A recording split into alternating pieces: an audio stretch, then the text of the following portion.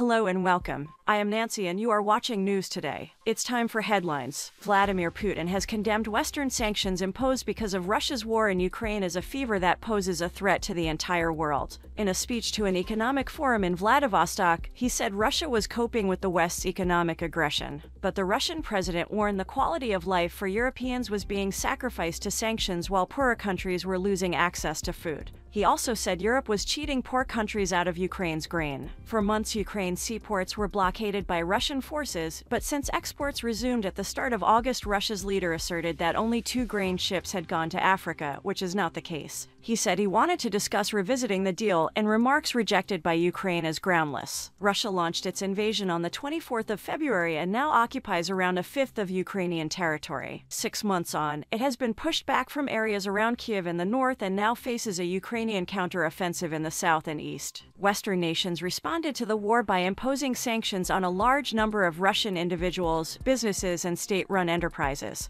The European Union has sought to cut its reliance on Russian gas and oil, and Moscow has shut its key Nord Stream 1 gas pipeline to Germany, blaming it on technical issues. Energy prices have soared and EU ministers meet on Friday to respond to the crisis. The Russian leader condemned one proposal for a cap on Russian gas prices as stupid. Mr. Putin told his audience the West was trying to impose its behavior on other countries. Many companies had rushed to leave Russia, he said, but now we are seeing how production and jobs in Europe are closing one after another. However, Russia is also feeling the pinch, with inflation rising and companies struggling to import much-needed parts. The EU has already barred direct flights from Russia, and last week its 27 member states angered Moscow further by agreeing to make the process of securing a visa more laborious for Russians. A much-prized Schengen visa covering 22 EU countries is likely to become more expensive too. The 3 Baltic states have now gone further with a deal to bar Russians from crossing from Russia and Belarus unless they are lorry drivers or have family and humanitarian reasons.